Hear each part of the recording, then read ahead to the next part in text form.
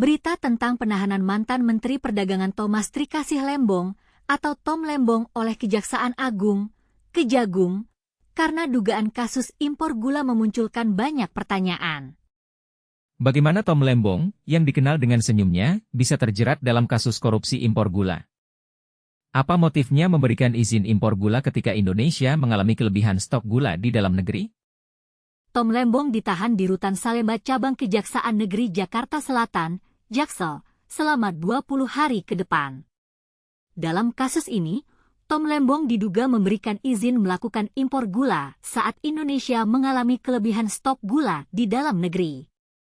Kejaksaan Agung, Kejagung, menetapkan mantan Menteri Perdagangan Thomas Trikasih Lembong, TTL, atau Tom Lembong sebagai tersangka kasus dugaan korupsi impor gula. Ketika ditanya oleh awak media, Tom Lembong hanya mengaku berserah kepada Tuhan. "Saya menyerahkan semua pada Tuhan yang Maha Kuasa," katanya. Namun, kita tidak bisa tidak bertanya-tanya, apakah Tom Lembong benar-benar tidak tahu apa yang terjadi ataukah ia hanya berpura-pura tidak tahu? Kejagung mengungkap bahwa ada penjualan gula di atas harga eceran.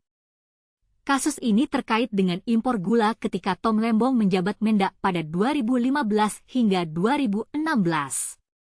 Tom Lembong disebut memberikan izin persetujuan impor gula kristal mentah 105.000 ton kepada PT AP.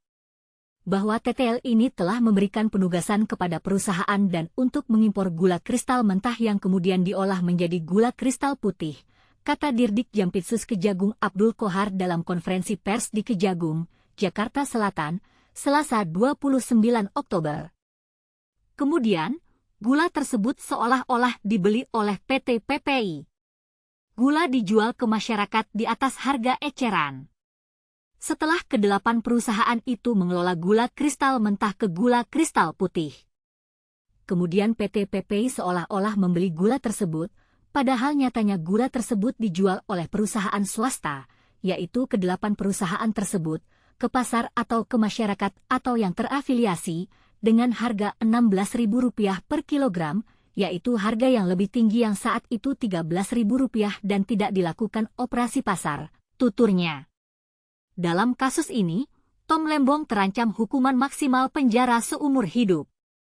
Berikut ini bunyi ancaman pidananya pada Pasal 2 Ayat 1 dan Pasal 3 Undang Republik Indonesia Nomor 31 Tahun 1999 sebagaimana diubah dengan Undang-Undang Nomor 20 Tahun 2001, Pasal 2, 1. Setiap orang yang secara melawan hukum melakukan perbuatan memperkaya diri sendiri atau orang lain atau suatu korporasi yang dapat merugikan keuangan negara atau perekonomian negara, dipidana penjara dengan penjara seumur hidup atau pidana penjara paling singkat 4 tahun dan paling lama 20 tahun dan denda paling sedikit Rp200 juta dan paling banyak Rp1 miliar.